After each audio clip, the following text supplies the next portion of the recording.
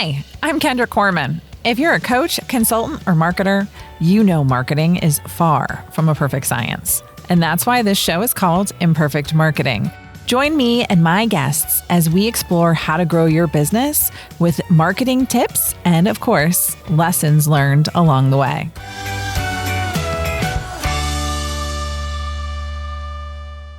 Welcome back to another episode of Imperfect Marketing. I'm your host, Kendra Corman, and today I am joined by Jonny, and we are going to be talking about sales. It is a four-letter word, sell, right? That people hate to talk about and hate to deal with. But for us to grow our businesses and do what we want to do and achieve what we want to do, even if you're not in business, I think all of us have to sell at some point, right? So I think it's really important to talk about selling overall. So welcome, Jonny. Thanks so much for joining me. Thank you for having me, Kendra. I'm excited for this chat, and let's talk sales. All right. So talk to me. So how did you get into sales? Because you started in marketing, right? Is what you said? Or you have a background in marketing? I do. Yep. I started in marketing, and if who's in sales is going to rub shoulders with marketing, and vice versa. So starting in marketing, my work started helping marketing teams figure out what their messaging is. So figuring out what are we going to say to drive a qualified best fit client in the door.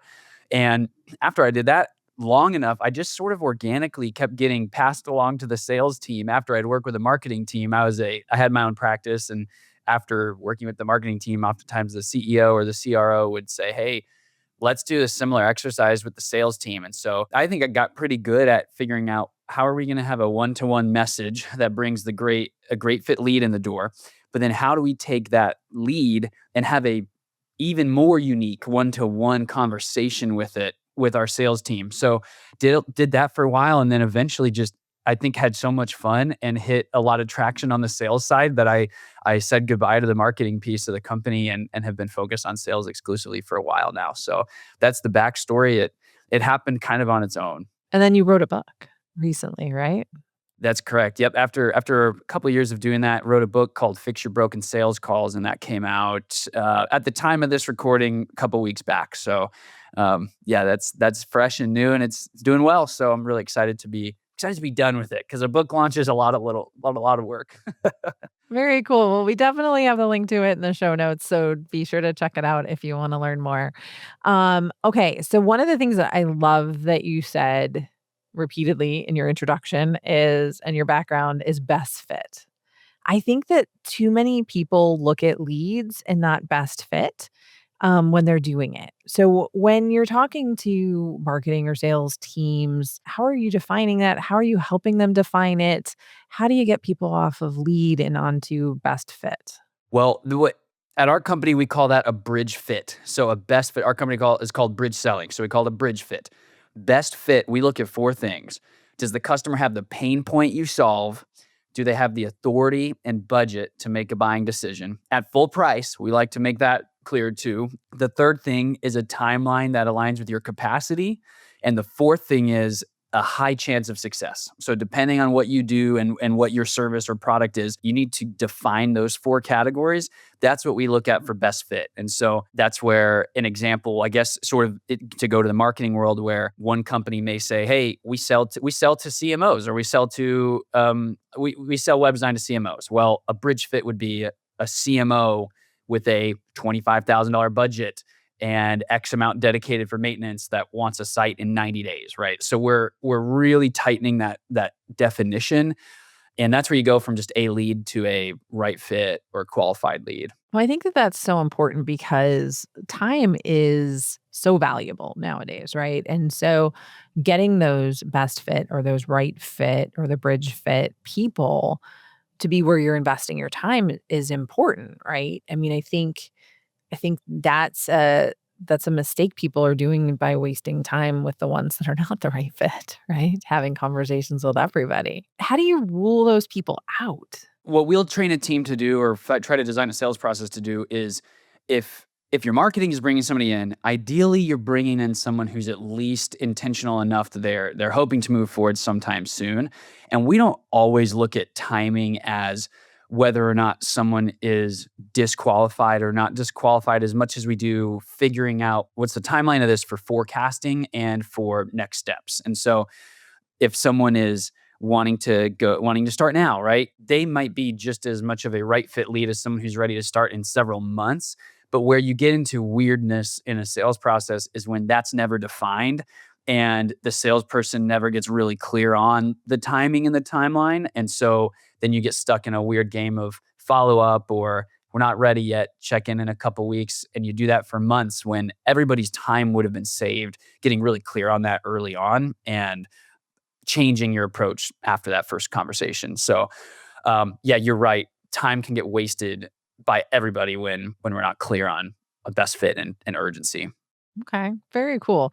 So let's talk about selling, right? People view it as not a good thing usually, right? And they think of like pushy, overbearing salespeople, right? I mean, there's the stereotype of the used car salesperson. How are you working with people so that they're not sounding pushy?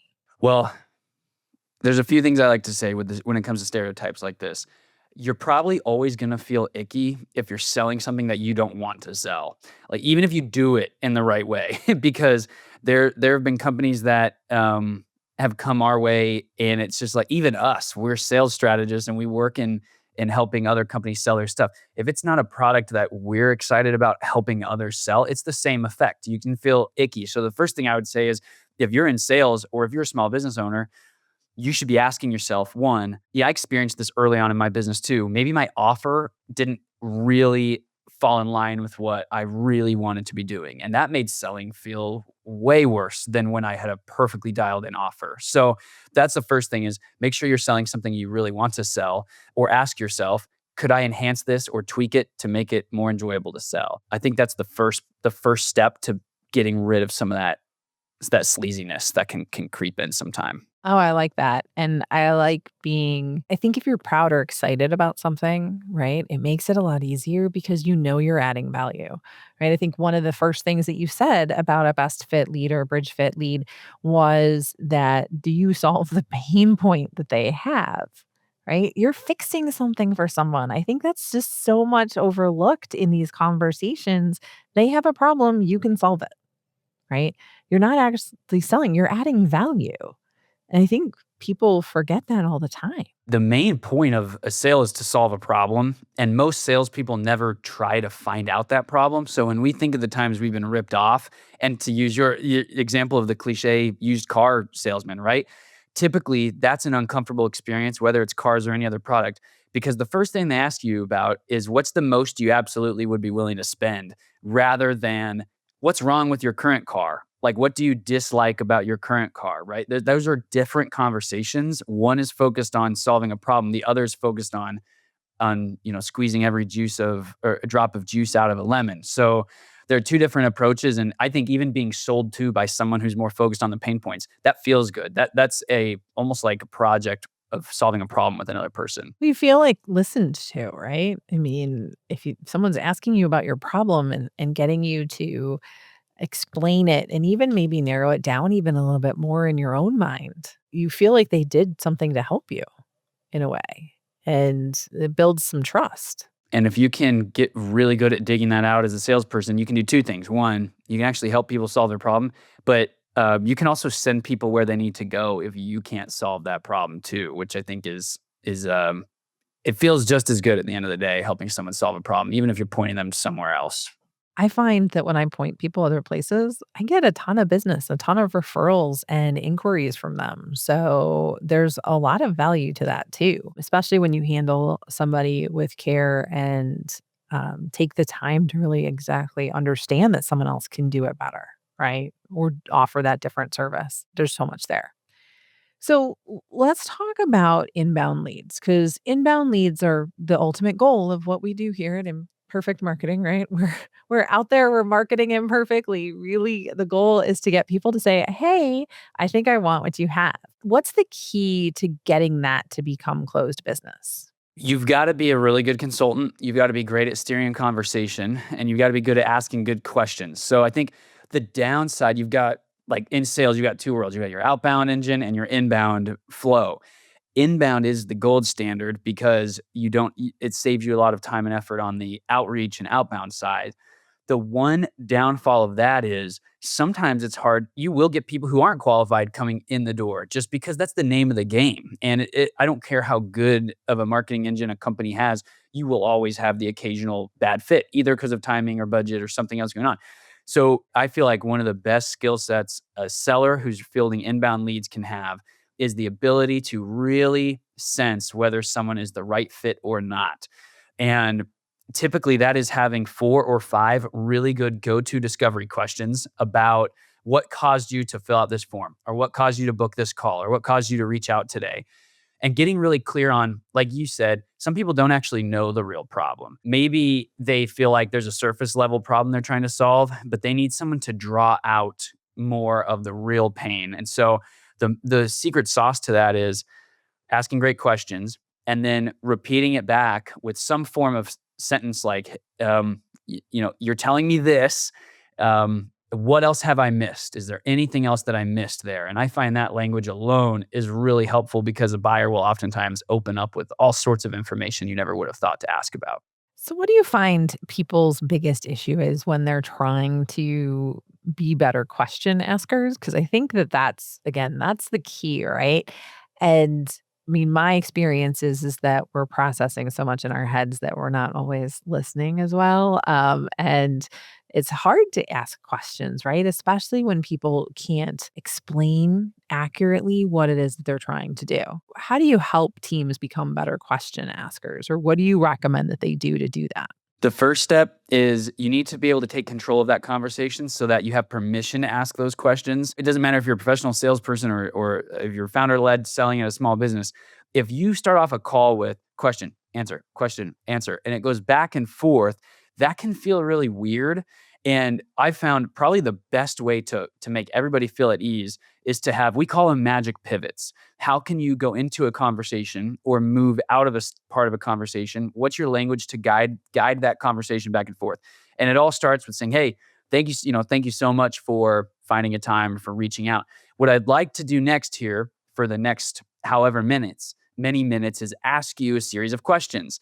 And if that's okay with you, I might ask some weird questions that maybe somebody else hasn't, or I might go a little bit deeper than others have with you. And that's because I want to make sure that this is a good fit for both of us. And if that sounds good to you, I can go ahead and dive into some questions. Then you've got the permission to actually do 5 or 10 questions, where if it feels like a game of ping pong back and forth, then it can be hard to know who's actually in control of that conversation. So taking control so you can ask questions, I think, is the first step. Okay. So let's just say you take control, you ask the questions, the person is not the right fit. What's the best way to get rid of them? Well, this is where you could end up on a 30-minute or hour-long call with someone that 5 minutes in is not going to be a good fit. So one thing that I would Like, I practice need if that you're 30 listening, minutes or an hour. oh, don't we More all, than I right? need that call. Exactly. Well, I think there's 2 things here. Speaking of pivots, everyone should practice the phrase, "We're not for everybody," or "It doesn't sound like we're the right fit for you." Every call should end with like clarity leaving. So I think it makes a lot of sense to say, "Hey, I don't think we're the right fit for you, but, let me connect you with ABC so they can actually help you." And still think if we're trying to solve a problem for someone, we can help them solve the problem even if it's not with our business or with selling our product. So I would keep thinking that way and then phrase the way you wind down that call with that same level of serving the other person. So, "Hey, it doesn't sound like we're the right fit. I would hate to take up 45 more minutes of your time over something that is not going to help you. So let me, hand you off to my partner at Imperfect Marketing," or wherever you're sending them next is the way to do it. But it really comes with practice. You have to say that phrase. "I don't think this is a good fit. I'm not sure this is a good fit. What I'd like to do is introduce you to or send you to this." That's really the only way to do it. It doesn't feel fun at the start, but after a while, it doesn't feel as bad as it does at the beginning. Okay. So how long do you let the call go on for? You've identified in the first 5 minutes that they're not the right fit, but then it sort of feels like a major brush off, right? So, like, where would you say that they do that? It depends on how many leads you have coming in the door, right? So, like, I'm thinking of one project I was on where it was call center. national television advertisements going around the clock. As soon as you pick up on the fact that someone is not able to move forward in that environment, you have to shut it down, and you have to be really good at shutting it down. If you can afford a few extra minutes to make an appropriate introduction or help somebody a little bit, I would say it's mostly about how are you making the other person feel on the other side of that conversation. So let's say by 5 minutes, you want to have clarity, or if you're going to wind it down at 5 minutes, just give that person a little more time, just to be generous, just to treat them well. Wherever the cutoff is, go a minute or two more to make sure they feel taken care of. But in my eyes, I think sooner the better. And I do know some people though where the other way you can look at it is, hey, you've got this, and I've done this at times. If it's someone that's not a great fit to work with me, but we have the time reserved, I'll say that early and I'll say, hey, here's the deal. It's not a good fit, maybe for budget or product market fit, but I'll say, we have this time set aside. What else can I do to help you while we're still here? And sometimes the buyer in that case will end it and they'll just say, thank you. No, thank you so much. You've been kind of, and then, wind it down there. So there's a couple approaches. It does depend though how much time you have available and how many leads you have in your face every day. You can't spend time all day with people who aren't a good fit. I love that. So let me ask you this question. So working with teams, working with other companies, what would you say, well, could you give me an example of a success story that you had? And of course, not blaming this successful or innocent or anything like that. I don't have to name names, but what's a situation where you made a big difference? Most of our work is based around how can we give sales teams a very, very clear outline for their calls, whether that's a consult or a demo discovery call. And it's true that almost 70% of salespeople have zero plan going into their conversations. 50% of businesses don't have a planned structure for their sales calls. So the first thing we try to do is say, all right, what is our game plan? What is our strategy? What plays are we going to run? And how can everybody follow that same game plan? In one case, if as long as the lead flow is high enough, just figuring out a game plan for your calls will see major, major results. It can be as simple as creating new discovery questions or helping a sales team learn how to end the call successfully. But one of our biggest projects went from 3 million a month to 8 million a month in 30 days, just by changing the strategy and the setup of that call. So you've got to have, that's not a guarantee for everyone. You got to have the leads to get that done. But that's our focus. And that's one of our success stories that we're very proud of is, okay, if we were to treat this call like it were a football game or a basketball game and make a real game plan for it, what type of impact could we see?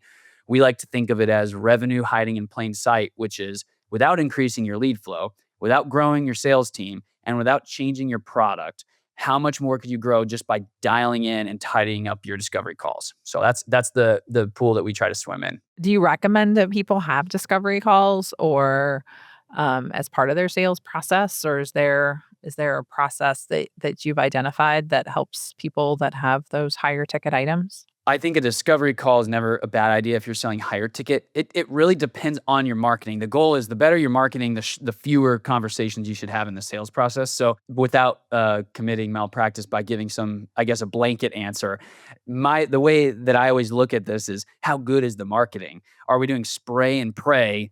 You're probably going to need to have a few conversations before someone really understands what you do. If you've got a great presence online, your website's really clear, you have great nurture, and maybe you don't make it super, super easy to book a time till someone's really ready to go. Those are all things that can shrink your sales process. So I've seen people do six-figure deals in one call closes because their marketing is that good. And then on the flip side, if you're not dialed in, you can see projects a fraction of that size stretch on forever. So to answer your question, I would say a discovery call is never a bad idea if your marketing is still improving. So if you're working with for your clients, If I'd it's say one call imperfect. close all day, right? Yeah, exactly right. Okay, no, I think that's awesome.